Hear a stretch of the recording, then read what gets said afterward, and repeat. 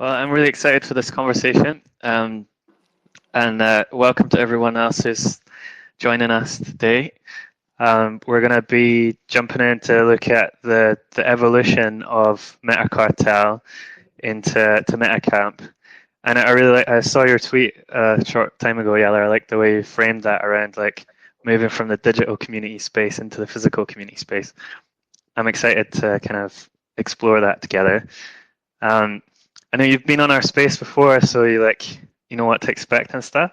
With this one, it's gonna be like super unstructured. We'll just have a conversation basically and see where it takes us, if that's good for you.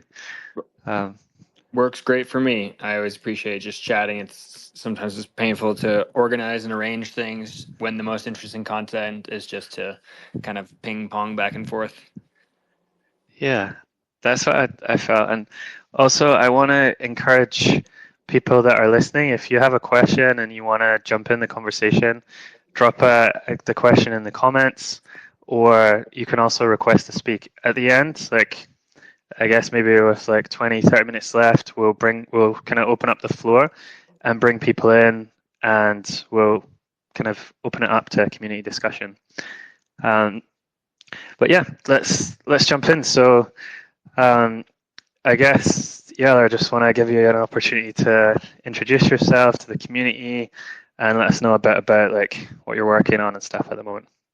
Yeah, for sure. So my name is Yalor Mewn, and I am one of the founders of MetaCartel. I'm also a partner at MetaCartel Ventures, which is a venture DAO we created back in 2019. I have been running a few different events in the Web3 space, specifically Ethereum. That's kind of like where I found my home about 8 years ago.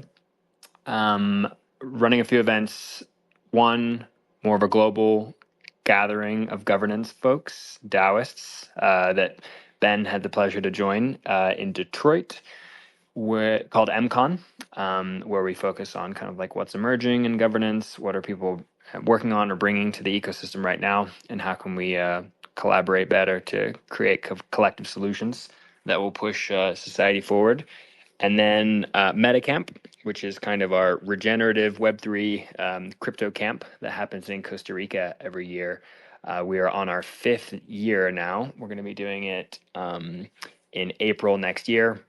It's a much smaller gathering. It brings together about 60, 65 people to go deep for a couple weeks and explore the natural environment, as well as where are the synergies between our work, what are the interesting streams or emerging themes in society or globally that we can kind of dive into and share our perspectives on. So brings together a really great group of people.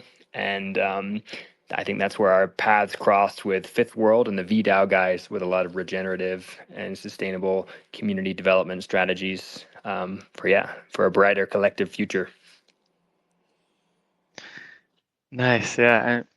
I'm excited to move on to that as the conversation unfolds into like MetaCamp and stuff. But I want to like go back to the MetaCartel kind of origin story, if you like, because I like I've heard of MetaCartel a lot. You guys are like OGs in the space, right? You were like one of the first DAOs to be experimenting with different kind of DAO tooling and kind of smart contract design. I just wonder if you can kind of take us back to that period where MetaCamp first started, and what were you guys setting out to achieve back then? Yeah, for sure. I think in the early days of MetaCartel, 2018, it was a Meta Transactions group. So a group focused on more technical implementations, bringing together people who were actually focused on funding experiments inside the DApp ecosystem on Ethereum. It was obvious back then, even that a lot of DApps were needed, and people needed to explore and create to bring users in to the ecosystem. So one of my friends and co-founders, Peter Pan, actually went around and had conversations with some of the earliest founders and interesting people at the time, and asked them, like, would you contribute some funds to help us create a grant pool for these application developers? And actually pulled together something like 1,000 ETH back in the day, which was like not that much in the day, a pretty small amount, but right time, right place. ETH went exponentially up, and those funds became a significant pool to draw from. So the intention of MetaCartel was always to be a grant-giving DAO to fund experimentation and projects that were, possibly not VC fundable, or just exploring the boundaries of what's possible in the space. A lot of projects came from that, which kind of like hailed to the MetaCartel ecosystem, I would say. So like MetaCartel spawned MetaFactory, DAO House, and a bunch like gamer guilds, and then went on to like put money into some of the earliest governance tools like Snapshot, and then DeFi tools such as Sablier, Gelato, like some of these things that have gone on to create ripples in the ecosystem and be beneficial tools for a lot of people to use, but never wanted to make it. It was not an investment. It was like a something to provide a sustainability for people who were exploring and developing at the time. So small teams, small checks, going to hackathons, picking smart people, and then kind of bringing them into the ecosystem. So MetaCartel became a collective of all the people who had received grants over time. So there was kind of this network effect of really high quality people, really cool, really interesting people who are not there for the money. They're there to create impact and to build interesting tech and to share their perspectives with one another. So you had a good group from around the world. And then as the DAOs kind of started to get bigger, people were working on different things, spinning out their different projects. I was running the event series and doing more of the MCon stuff, bringing together a wider group of audience to share our perspectives and our learnings.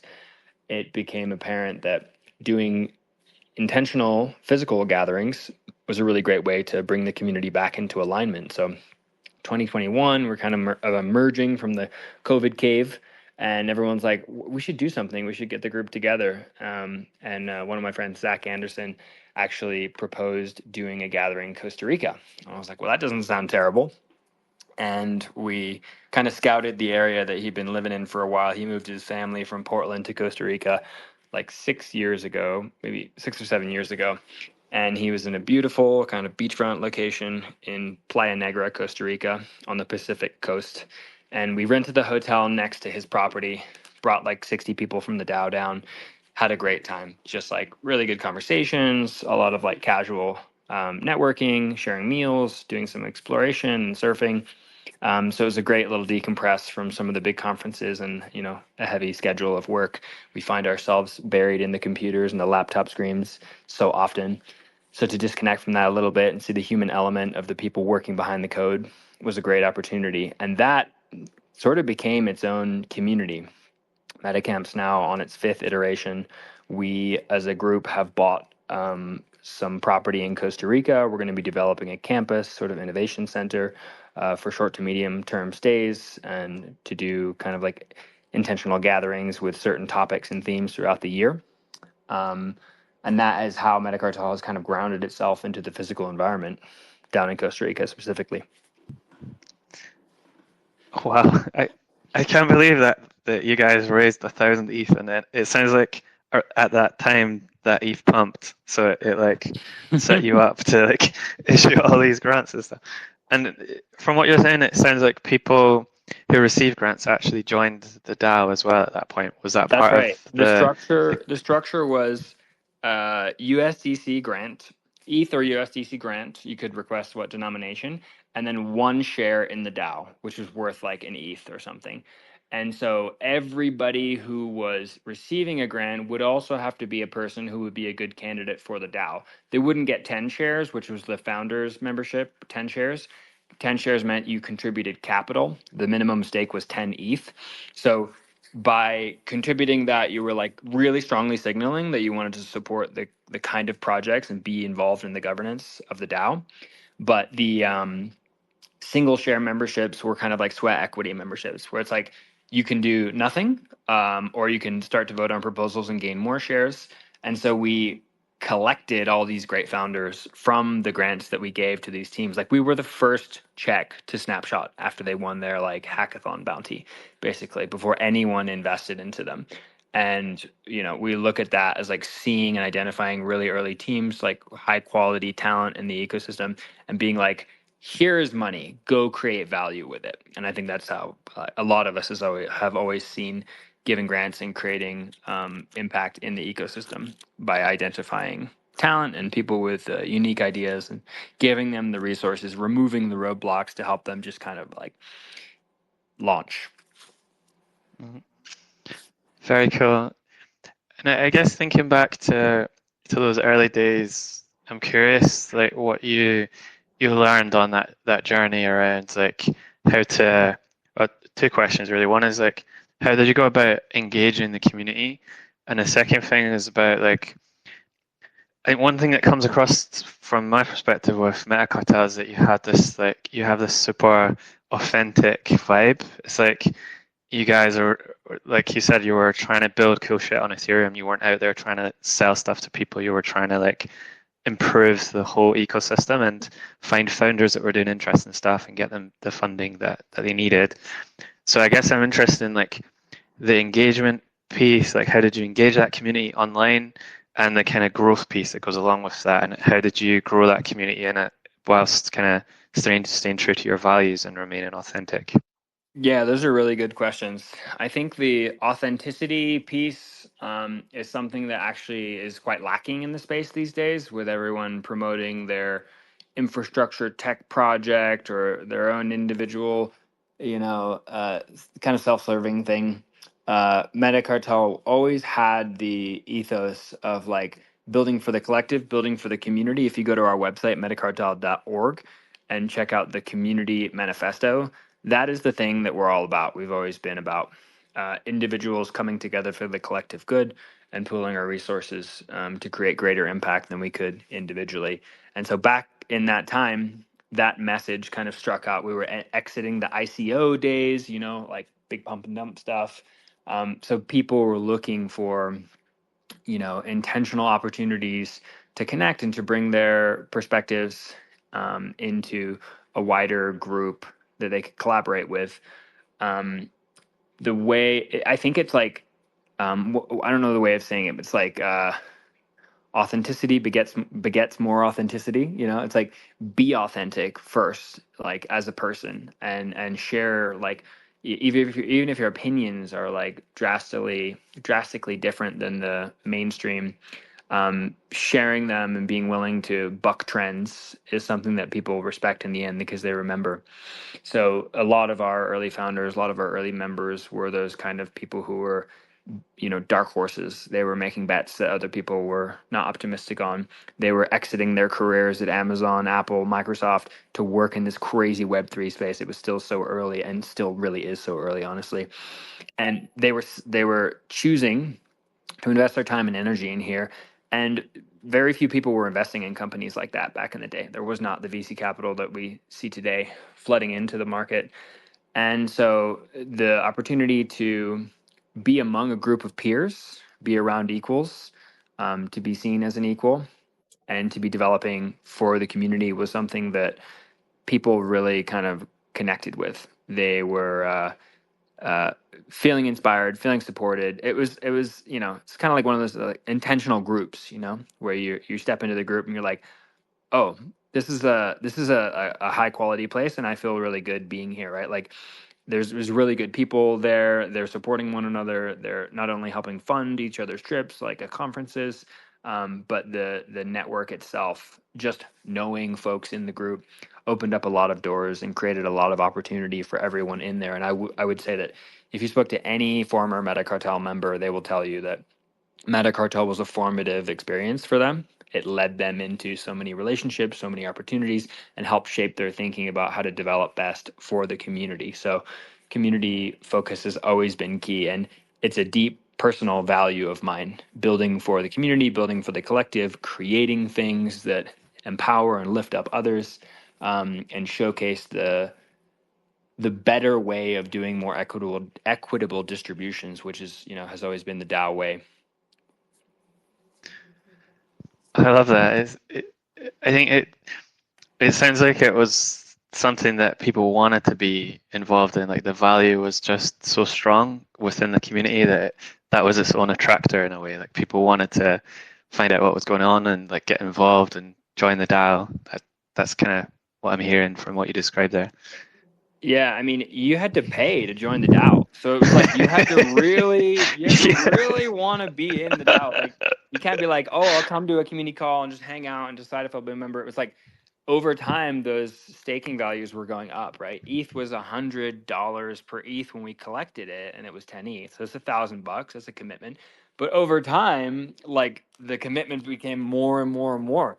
Then it was 2 grand, 5 grand, 20 grand, and we had people still staking at like 30,000 for membership. But it's like it's interesting when you get to those levels, the dynamics change, right? Where it's like who can afford to spend $30,000 on a private membership club for a bunch of tech nerds? It's a different scene. So towards the end of the apex, I started noticing different proposals and different motivations for people, which is ultimately why I decided in probably like early 2023 to start sunsetting the DAO, where I was like, we've done a lot of good impact. We've created a ton of ripples out into the ecosystem. We built a good network of people. The network of people will always live on. These people know each other. They've built companies together. They work together. But the DAO itself and the essential operations of the DAO don't need to live forever. So we spent about a year on the wind down path, kind of spending out our funds, picking good projects to seed. We funded, a few $100,000. The last of our checks went to the Tornado Cash Developer Defense Fund, which is something we really strongly believe in. And then after that, it was like, well, we don't have funds in the wallet anymore, so we don't have to organize around it or manage it. It's just a group of friends deciding when they want to get together, how they want to interact, and what they want to work on. Because that initial cohort was a very special group of people who came in at the same time, a little bit green, around the edges, very little corporate experience, but a lot of idealism and optimism and sharp minds coming together to like create value for one another at that time. And then but it's interesting to see it change over time and to practice an active management strategy, because to me a DAO is a living entity. It's not just a thing, it's not just a company that lives on the ledger book. It's like a group of the collective intentions of all of these individuals. And so you have to treat it as a living entity where it's like, okay, this thing is alive. It has its own soul. It has its own spirit. Like, and it's all of the will and interest of the other people involved in the DAO at different times. Yeah, I love that description of DAOs. Like, fully agree. And I think like as time goes on and as the kind of Ethereum ecosystem and the crypto ecosystem more broadly grows and develops, people will surely look back on that period of history in Ethereum with like a lot of attention in terms of like what experimentations were happening there and what did it evolve into. And like you say, you've kind of planted all these seeds of various different projects in the space, and also just kind of building culture in there as well. Like that kind of those early formative experiences, I think, are going to be in the future and even now, like the effects are going to be felt throughout the industry. I'm also curious, like about. So you talked about people having to pay to get into the DAO, and did was it Meta? Did MetaCartel have this rage quit feature? Was that your DAO or was that a different DAO at the time where you could basically quit the DAO and like remove your stake out and stuff? Did you guys have that or was that a different project? That's right. So the founders of MetaCartel also created Moloch DAO. Moloch DAO was a set of smart contracts that was used to deploy MetaCartel and many other DAOs on DAO House, which is another project that we seeded. And one of the key features of that DAO was rage quit. So rage quit means you can take the proportional stake of your ETH out before a proposal that you disagree with passes. So that's where the grace periods are set up, where proposal goes up into a review period. It's up for a week. It can get voted through or down by the members. And then once it is voted through, you still have, another week or 2 weeks, however you set it up, time even if you vehemently disagree, where you're like, no, I do not want my funds supporting this thing, you can withdraw your funds from the DAO before the proposal passes instantly, basically, which exits you from the DAO, removes your voting power and redeems your ETH value into your wallet. So it's kind of this like freedom to enter or exit from the DAO that made it really attractive to people. Because yeah, you're staking 10 ETH to fund projects that we all believe in, that you may want to believe in as well, but you could rage quit whenever you wanted. You could say, okay, well, I want to take my value back and spend it on something else or do something else, and you had the right to do that. So free entry and exit. And MetaCartel, the DAO, was the second DAO that was launched on the Moloch DAO smart contracts. So one, two, and then the third one was Raid Guild, the developer DAO that we created, which was structured around the same rage quit feature. So I think a lot of people kind of saw that as innovative and were excited to have an option to explore and play with something that you could easily leave if you felt that the group was misaligned with your interests. Yeah, I love that. It feels like you guys at the time were experimenting around yeah, we're in it for the collective and we want the collective to succeed, but also individual sovereignty is important too. So if I'm no longer aligned with the collective, I'm not kind of trapped here. I can leave that collective and go elsewhere. Yeah, that's the key, That right? feels That's the difference when we're talking about nation states and nationhood and all these kind of things. It's like you don't really have the option. Like, I mean, you may, but it's like a very difficult option to explore different modalities or different societies. Like they kind of want you to choose one and stick with the one, or you're born with one and this is the only one that you'll ever have, kind of thing. So this idea of like free entry and exit extends beyond the digital space into the physical space as well. You start to get choosing, and I think there's a few people in this space right now actually who are exploring this new idea of digital sovereignty, where there's like network states and pop-up cities that are, pushing the edge of what's possible with individual personhood and what access and what rights do people have in different countries, what value can be generated by living sort of in multiple societies and creating in collaboration with people from around the globe, basically. Yeah, it feels like there's so much potential in that space to experiment, and that I feel like crypto and Web3 is going to be crucial there. I'm curious to move on to think about like how you guys moved from, and you've kind of touched on this a little bit already, but to double click on how you guys moved from this online community of nerds, as you described it, like you're like super into governance and experimentation and kind of innovation and all this stuff, like how you moved from that into like real world spaces. And I guess maybe first off, to think about MCon, like how that came about, because that's a really valuable in-person space that you've created there. So I'd love to hear more about how you developed that and how that grew out of MetaCartel. Yeah, definitely. I mean, something that is standard for this ecosystem, this Web3 space, is hackathons. So whether they're physical or digital. And we always attended ETH Denver every year. The group would use ETH Denver as an opportunity to come back into alignment, to share what we've been up to, and do a little party or something like that. And it was so easy to get to Denver for most people, like Central Hub in the U.S. Do a little skiing that time of the year. So we always used ETH Denver as kind of the Schelling point for the group. And ETH Denver was obviously like canceled for 2 years during COVID. And we were like kind of I think at the time people had been going to various ETH Denvers for 5 or 6 years, and it got so big, right? Like no shade on ETH Denver, they're an amazing organization. They do a great conference, but it's become such a behemoth. It's now done in a stock show center in Denver there, which is a whole different vibe from what we used to do, which was the Sports Castle, this cool little funky venue in downtown Denver. And the energy of going to ETH Denver was overwhelming. Where you're like, oh my God, there's like 20,000 people in here, and I know none of them. They're all crazy monkey NFTs and all kinds of things. So the feeling of going to ETH Denver and having our cozy little meetups was kind of eviscerated by the mass attraction energy that ETH Denver brings from people.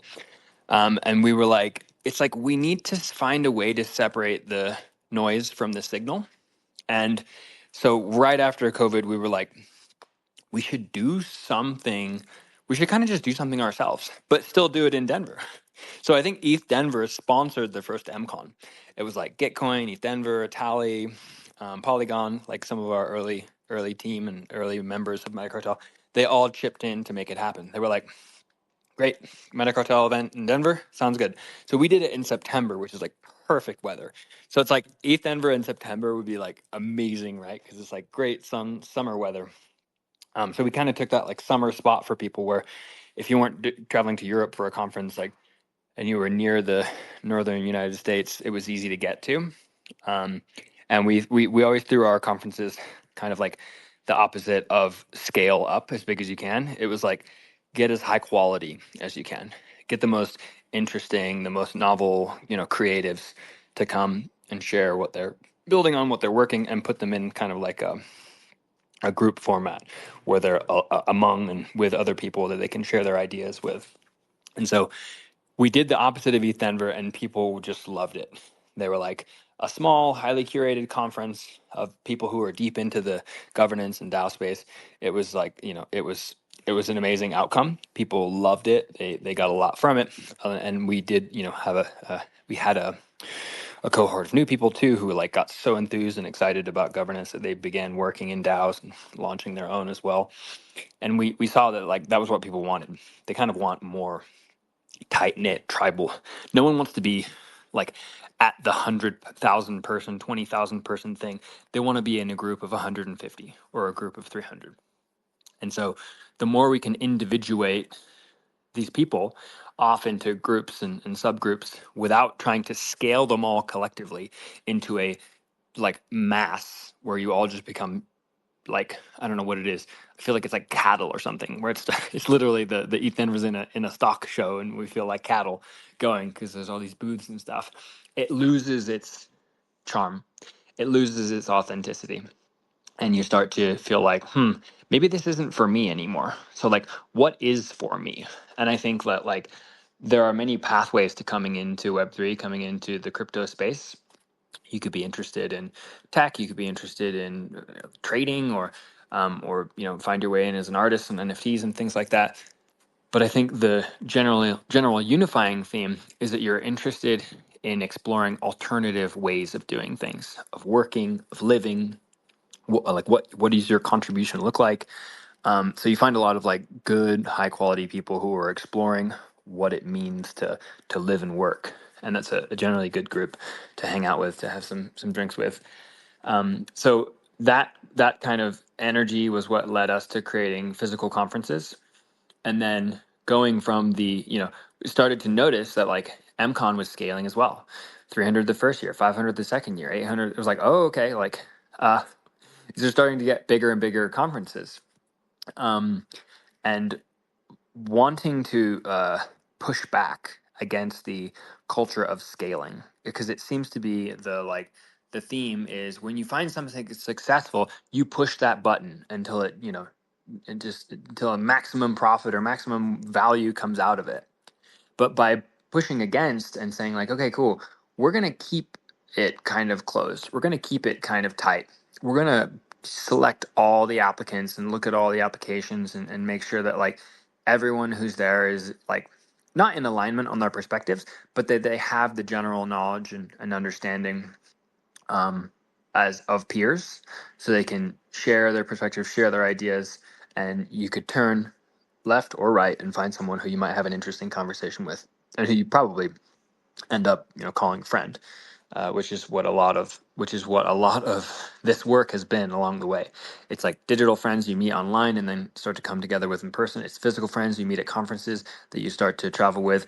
MetaCamp is the culmination of all of that, right? Of years of finding digital friends, sharing digital perspectives, moving into physical conferences, traveling to different countries around the world, sharing Airbnbs, and then finally coming into like what feels like a family, where it's like, oh, Like I know those people and their kids. You know, I've worked with this guy across 3 different projects. Like I know these people, and the community knows each other much deeper than a one project deal. It knows each other much more intimately than seeing you at a few conferences or running into you, you know, at ETH Denver.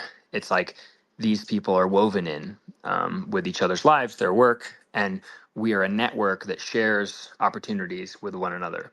Whether you're, you know, a partner at a venture firm, or you're building a startup, or you just want to, you know, get feedback from, you know, amazing designers and people who have created a lot of value. That is the that's like the fundamental piece of this, is like everyone is equal and they all bring valuable perspectives to the table to share with one another. And when you're in the group, when you're in the event, you feel like one of the people. It doesn't take very long at all for you just to just like kind of sink in and be like, oh, that's interesting. Like in this space, maybe in many other spaces, these folks feel like outliers, but in this space, you feel like one of the group, right? Which is a new and interesting space for a bunch of like rebels, a bunch of like, you know, crypto anarchist folks who are exploring fringe technology and putting all of our value on these new value chains that you know, we don't even know. It's not, these things are barely even regulated anymore, and it's super exploratory. It's like go home and talk to people about how you make your money, make your salary in crypto, and your cousins and your uncles are looking at you like, are you insane? Like you're making money on the internet, but not real money. I remember for years I couldn't explain to my parents like how I was working or how I was making money or how it all worked. Um, and I realized that it was like it's just a technological time, you know. It's just a new turning. It's a new way of doing things, a new way of organizing, and we're the people who are here now are like willing to explore and willing to suffer, really, because there are a lot of challenges on the path to creating digital sovereign money and identity and whatnot. But we're willing to do it because it's interesting, and we believe in the potential of an altered and an elevated world. I love that. It is something so similar to the kind of the Vida approach in a way around meaning and authenticity, connection. It sounds like with MCon, you wanted to create spaces where people could form genuine relationships rather than like. I mean, there is definitely a place for ETH Denver. I love ETH Denver. It's great, but I get your point. It's massive. There's a lot going on. It's overwhelming. So you guys created these alternative spaces where people could connect meaningfully and form relationships that might become longer lasting. Maybe they find co-founders or friends or whatever.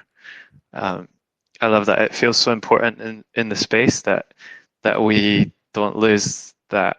You know, like we create more opportunities for people to develop authentic connections. Feels important within the Web3 ecosystem. It's funny, right? Because there's like a meme where people say the metric is like what is the KPI? It's like friends made along the way, and people say it as a joke, but I'm like, no, that's actually real. It's like very real. I'm like, if I made amazing friends and connections across the globe, that's actually quite a high value. Like you should be paying for that Yeah. result, right? And you do. You pay for it with your time and your energy. Um, you can look back. I can look back today to every person that I hold dear and look to as a peer or a mentor or an advisor and say, I met this person via this event or via this gathering, and they have a deeper or more significant meaning to me in my life. And those things have at various times netted significant value to me, like physical value, where I'm like, oh, this person invested into my company. That's amazing. Like based on the trust and the relationship that we had developed before any monetary agreements were put into place, they were willing to share and or come into a relationship. And so it's like I value my relationships, I value the people that I call friends, and I really like started to do events so that I could get all those people together, where I'm like, hey, we're going to Costa Rica, like who wants to come? And the people who were supposed to be there, who are most excited about being there, were like, oh yeah, we're definitely there. And now everyone kind of instantly comes back every year, and we have this like convening where it's probably 60% returning, 40% new. So the 40% new gets this great opportunity to meet the network of people who have been collaborating and working across multiple projects, supporting one another, sharing perspectives, and then we grow as a collective. Little bit by little bit, it's not hundreds and hundreds of people a year, which is the big scaling metric that every community is looking for, but it's 40 to 80. It's people you met at a conference, or we did a little pop-up event, brought a new person in, and that's the kind of growth I like, sustainable growth. I don't even know what happens once we start doing 150 person events and we break Dunbar's numbers. It's like maybe we'll start forking. We'll do regional ones where it's like, okay, there's one in Asia, one in America, one in Africa. So like, but doing it with the principles and the ethos of the original thing is the key. I like to read a lot of books like this. There's a book called Walden 2 by B.F. Skinner, which talks about Dunbar's number societies and the way that they could fictionally modelize them in the future. That always kind of inspired me, and I like that. Very cool. So you've kind of touched a bit on this already around MetaCamp and stuff, but I just want to kind of bring that together a bit and hear more about your vision for MetaCamp. Like it sounds like there's this clear journey from MetaCartel, and then with the MCon events, and then your kind of hangouts in Costa Rica. Now you've got this location, this MetaCamp location in Costa Rica. I'd love to hear more about like what's your vision for that place, what's happening now, and what do you imagine it evolving into? Yeah, definitely. I think we have a few MetaCampers in the space as well, so it'd be cool to hear from their perspective, their experience after I share. I think the progression is interesting, right? Like for me, the progression has been from digital to physical, and almost from like large scale to micro scale, where it's like, what can I influence in my environment? Like, can I influence 10,000, 100,000, a million people? Well, probably not immediately. Like, you don't just start speaking to a large audience. But if you have a small audience of people who are kind of like, there's an article actually by a guy, Kevin Kelly, the founder of Wired magazine. He writes about like 1,000 true fans. And I think that's a really cool idea, where it's like, you don't need millions and millions of people. You don't have to become famous in that sense. But if you have 1,000 people who are willing to pay something to support your work and to work on things, you can create a sustainable core group. And I think that 1,000 true fan idea is true for what we're doing at MetaCamp, where it's like, it's not 1,000, obviously, right? We don't have that many people that have come. We're probably like 200 or something like that. But like the people who've come and who have come into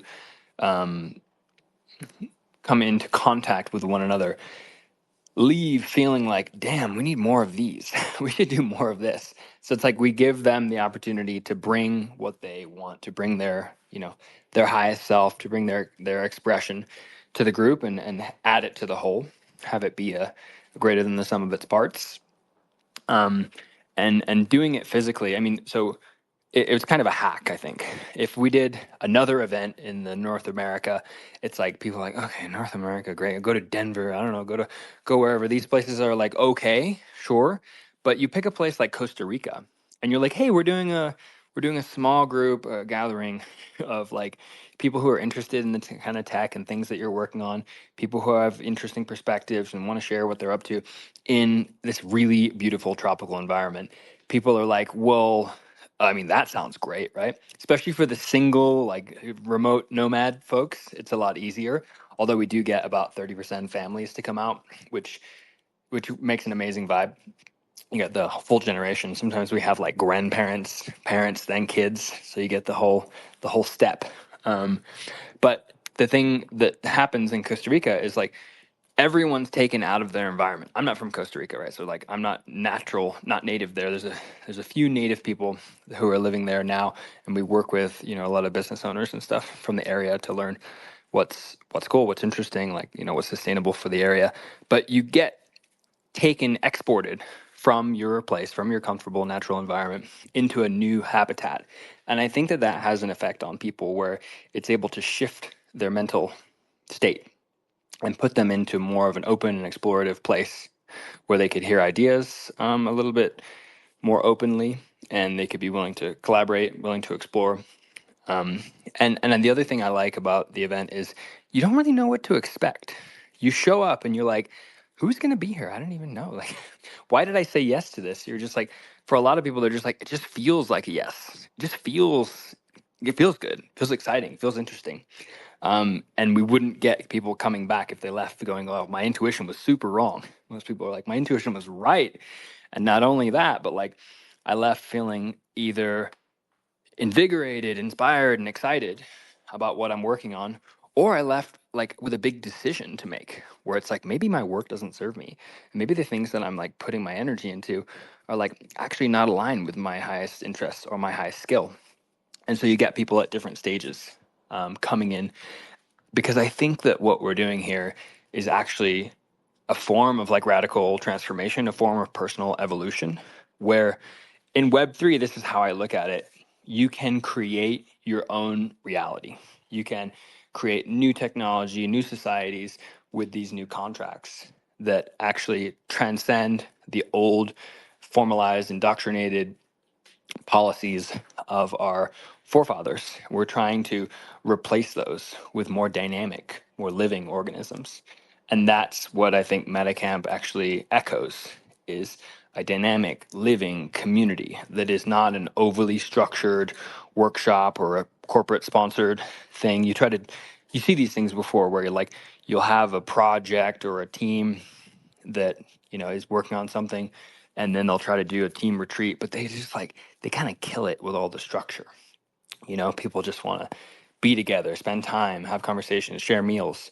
And so we do a lot of that, and then we allow for the unstructured time for people to be sharing what they really want to, what's really on their hearts, on their minds, and come into deeper relationship, because we know that makes higher quality contributors in a DAO or in a company.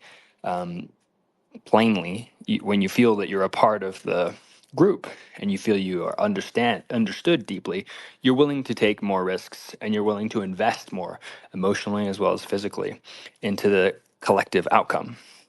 So these are just like things that we've learned along the way. And I think that doing the event series basically inspired us, because we're like, people are getting a lot from this. Like, not only myself and Zach and the other organizers are getting a lot of inspiration from doing it, we're strengthening the network connections, the relationships we have with individuals, but we're also like learning a lot from them, where we're like, oh, I did not even know that was an interesting, idea or interesting way of doing things, or an interesting story about a project that succeeded or ones that failed, that we can all learn from. So kind of creating this space for people to drop in their perspective and drop in their experiences, that makes the whole a lot stronger and a lot more resilient as well, passing information back and forth. So I think that's the thing. People were constantly looking for something. They're looking for a place to go home, a group to feel aligned with. And this event is not intended to be something that scales up to the whole globe. It's not intending to include everyone or satisfy every single thing or make a, new nation or something like that. It is a collective of like kind, interesting, intelligent individuals who like choose to come together and work together on things, but they're also all really sovereign. They're all sovereign in what they do. They all run their own shows, and they're questioning things constantly, which makes for a really interesting gathering. It's like it's definitely something fun and unique, and there's different elements to every one that we do. Sounds amazing, and I can totally hear echoes of that early MetaCartel kind of online community in there as well, like in terms of, you're trying to recreate new systems or kind of experiment and imagine new systems and build them and stuff. Totally. Yeah. Sounds great, man. I just want to open up the floor if anyone's in the spaces and they want to kind of come in with any thoughts. Maybe you've been at MetaCamp and you want to share your experience, or if you have any questions for Yalor, please request the mic and Ben will invite you up. We'd love to hear some thoughts from the community. Zardas.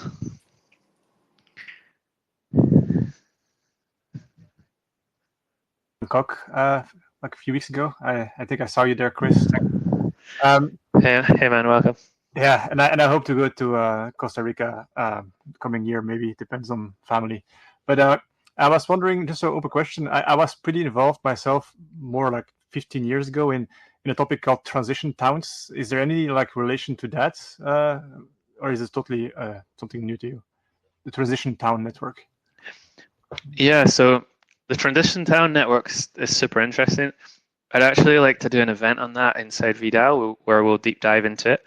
That grew out of the permaculture movement and was like mainly focused in the UK, and there was a lot of interesting experiments with that. I might even try and get the founder of Transition Towns to come into VDAO, but he's like not a crypto guy. But we can chat about that offline. Bring the founder of Transition Town to MetaCamp. He'll become a crypto guy by nature. Yeah. So I'd love to talk to you more about that offline, Zardas. Yeah, I mean, I don't want to bring it off topic. Thanks for the floor. Cool, man. Civil? Yeah, I just want to applaud you and everyone who was involved in MetaCartel so far and the different events. I have not been to an event, but I've heard lots of great things from great people, and I just wanted to share one small like anecdotal experience that I had in Thailand recently in Chiang Mai. I finally got to meet up actually with someone who is also in this space right now, Praveen, and after we talked for a bit, we walked around and hung out with some other people who I didn't know before. And we started talking a little bit, and turns out I hadn't seen one of them. It was during all the pop-up city stuff in Chiang Mai in October. And one of them I'd seen on Twitter and was like, oh, that's so cool to meet you. And then turns out that we kind of connected over a few common shared online experiences and people that we knew from online and deeply resonated with, people that were really important to us, and maybe we didn't spend a lot of time with them, or maybe we had never met them, but people who we had spent some online time with and were really important to us. And they knew each other from MetaCartel and from MetaCamp, actually, I think in Costa Rica. And so I think that's the name of the event in Costa Rica. So I don't know. I just want to say, in terms of community building, both online and offline, even though I've not been super involved myself in MetaCartel, it certainly ripples, and it's I don't know. It's a great thing. It's a great vibe that has been cultivated. One question that I might have. Just from the community building aspect, how, and you kind of already touched on those thoughts around around not wanting to scale, and I also resonate with that. I think for community building, both curation as well as inclusivity are both hugely important, and sometimes it sounds like exclusivity and inclusivity, you need both. And from an abstract perspective, that sounds counterintuitive. From a practical perspective, that's kind of obvious. But how do you so is it at the end of the day, you want it to be organic, and it is organic, but how do you think about in the beginning, were there any specific measures that you took to go out of your way to invite specific people, or did it just happen? Are there any because yeah, as you said, like yeah, for instance, with the families, it like creates a certain atmosphere. Was any of that intentional? How do you think about curating people and vibes? How intentional and how organic? How unintentionally organic and how intentionally organic is that? Were there any steps that you took in advance, or did it all just happen? Yeah, thanks for the question. We love Perrine as well. It's good to see you here, buddy. I think that intentionality around curation is huge. I do struggle with this as well too, right? Like being too open versus being too exclusive. The thing that comes to mind for me in our processes was like taking time to authentically connect with people, like meeting people, even if it's not in person, doing a video call, you know, chatting with them. I have rarely found that if I have a good conversation with someone for 15 or 20 minutes, that they turn out to be like just awful in person. So it helps when you spend time and converse. I used to host weekly sessions on Zoom, especially through COVID because people were so isolated. I was like, hey, I'm going to spend 30 minutes to 45 minutes chatting with anyone who's around. So I would put it out on like Discord and put it out on Zoom and just see who showed up, just to make, I called it like office hours. I met a lot of people who were at different stages and people who had like followed me online and just had conversations with them. And so that's how we do our curation process for MetaCamp is you apply via our website and then someone will reach out to you and have kind of like an intro interview where it's like, what are you all about? What are you interested in? What motivates you? What are you working on? It has a lot to do with the human, finding out about the human, what they're interested in, what motivates them, just to see kind of like where their vibe is. And that process of just interviewing and asking insightful questions about what people's motivation are and how they find themselves in this space tends to lead to a really high quality group of people who you would be happy to spend a week or 2 weeks with. It also helps that like when we do our events, the spaces are pretty sprawling. So you can have communal spaces where people can come together. And then you can have private spaces where people can retreat into their rooms, work for a while, close the door, have their own desk. And it's not all kind of like mixed in together, where you would be like on top of one another or feeling overwhelmed by the amount of social interaction. So the other thing that helps a lot is the original cohort of people who came to MetaCartel brought other good members, other good candidates, and they vouched for them. So we have the same thing at MetaCamp where if you come as a camper and you vouch for someone, and there's no red flags where like you were not invited back, which hasn't actually happened, you get to bring someone and that person can come and participate in the community, participate in the event. So you use the trusted network thing. We're not using any technology. We're just literally using trust within the network to say, hey, like you're a cool person. It's most likely that you would bring cool people as well. And when you come, you're kind of responsible for that person as well, not like for everything that they do. But to make sure that when you help us curate the event, that you curate people who you've had continued repeated interactions with and they were positive interactions. So I think in the beginning it was intentional from the MetaCartel days because that was you had to stake to become a member of the group. So you had to really be motivated and doing well in order to join that group and participate in that network. And so we kept that curation thing going, but we turned it into less of a monetary action and more of a human action where it's like, all right, instead of like submitting funds into the smart contract, let's schedule a call, have a conversation and see what you're all about. I think that helps begin to bridge the relationship development, which is what the events are all about, right? Yeah, I love that. And I'm conscious of time. I don't want to kind of take up too much more of your time, Yalor. Are you good to go over for like 10 minutes? I'd be glad. I love hearing from people and actually like Civil, thanks for calling that out. It's so cool to hear the ripple impacts of like people who have been connected to the project and who are still out there, still friends, still coming together. There's events now all over the world where I'm like, not I have a 3-year-old little girl, so I'm not able to travel as much as I used to.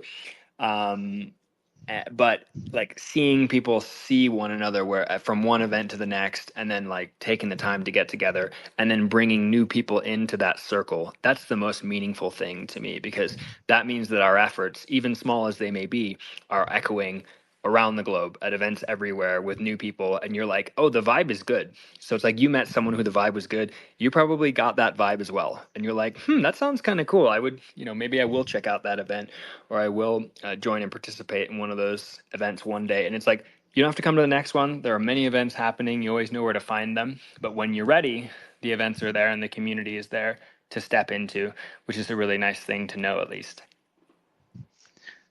Sweet. Matai. What's up, y'all? Can you hear me okay? Matai. Hey, man, welcome. Yeah. Yo, so much wisdom being dropped on this call. Thanks for bringing us all together, and shout out to the whole MetaCamp, MetaCartel crew. I had the pleasure of going to this past year's MetaCamp in Costa Rica, and it was the most fun event that I've ever traveled to go for. It was, on a beautiful beach setting. We're surfing in the morning quickly before meeting up, and this unconference style where Awoki is doing Gitcoin talks. We've got Moloch DAO people doing radical like community building talks. We've got a bunch of artists together. And one thing I wanted to highlight for just part of the specialness of this experience was Yalor also took the effort to reach out to local indigenous communities and invited them in. So actually, some local tribal members came with a translator, who's this awesome woman, Pippa, who's been working and doing different funding initiatives for local tribes for a long amount of time. And all of a sudden, you got all these people in the tech, art, crypto, community building scene tapping into the knowledge and supporting local indigenous elders. We even got to go out and visit their like tribal community that was a couple hours away, and get a tour of their farmlands and their sacred ritual sites. Perrine was with us. What's up, Perrine? That was so much fun seeing them craft local pottery. And that kind of like world bridging was really moving to me, and is why I'm so excited to keep tapping into what MetaCartel and MetaCamp, that whole community, is doing in this inclusive sense of trying to build these bridges between people.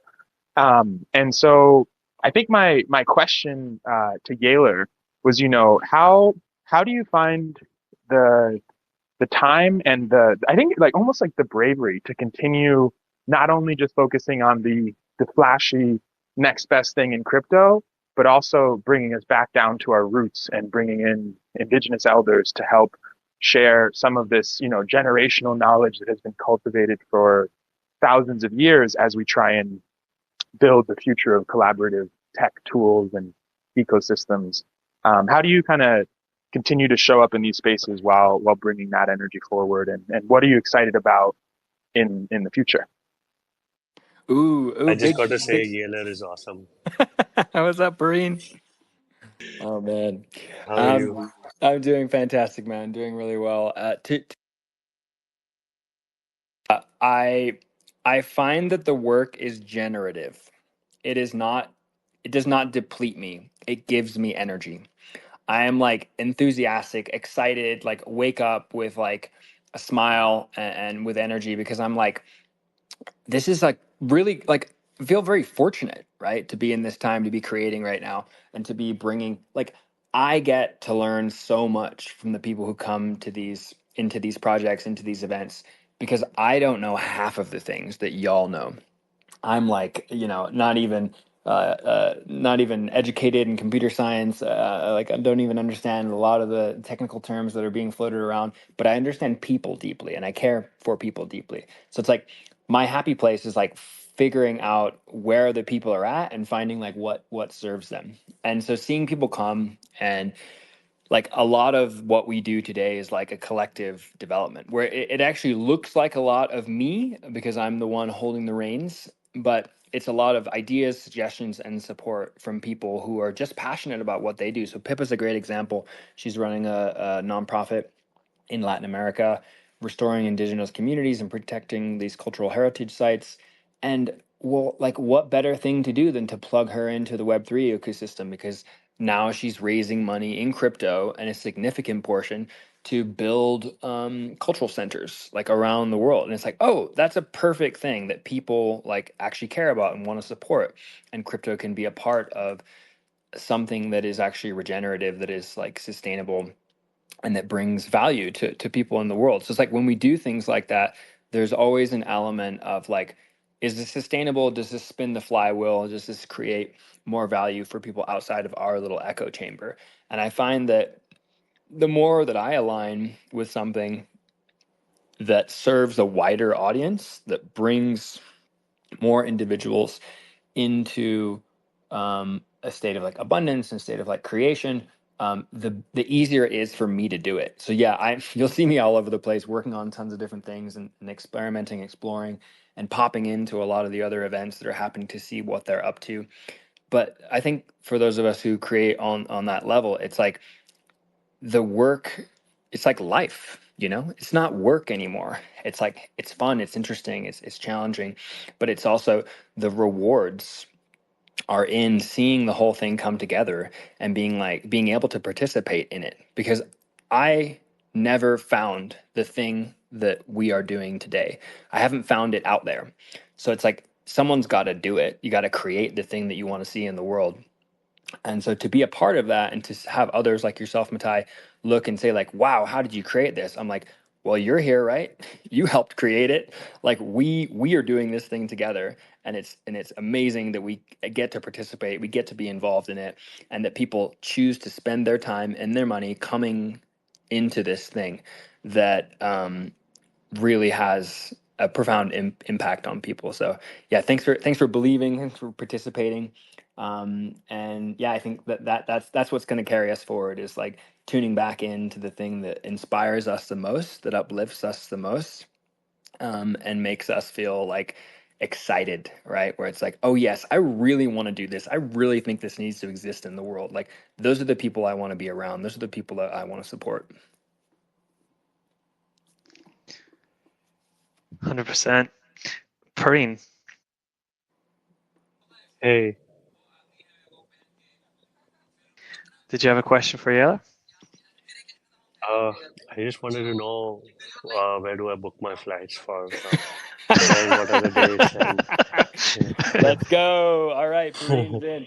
There's a DM incoming, sir. As you probably yeah. know, I'm all about the people ops. So I'm out here shilling the next MetaCamp, but meanwhile, like needing I to put mean, you don't everything need to to. share, man. That's right. That's right. I'm going to Yeah. bring so many friends. Oh, I've been I'm talking I'm about this to excited. people like, why are you not there? Why are you not there? Yeah. And I think looking forward to so much, man. All right, brother. Well, links coming soon. I'll shoot you a message on Telegram. And for anyone here who's tuning in, you're welcome to DM me on Twitter. We don't have any social media or much public anything. We do have a website, but a lot of our onboarding is just done through conversations. So if you're curious and you want to find out more, just schedule a conversation with me. Shoot me a message on Twitter, and we can have a chat. Cool. So I feel like we could continue this conversation for like the next 30 minutes at least, but I'm gonna just. I think the last thing that came to mind, Chris, was when MetaCamp and VDAO collab. Like, where are we gonna meet up? Yeah, we need to get that in the diary for sure. But I wanna give space for one last question from Jerry here, because he's been waiting patiently with the mic just before we wrap. But 100%, I think we need to do something. VDAO, MetaCamp collab. When is MetaCamp happening? Just Yes. like, Next do you have a date? MetaCamp, I do. Next MetaCamp is happening April 1st through April 11th in Montezuma, Costa Rica. Okay, cool. We should talk about that for sure.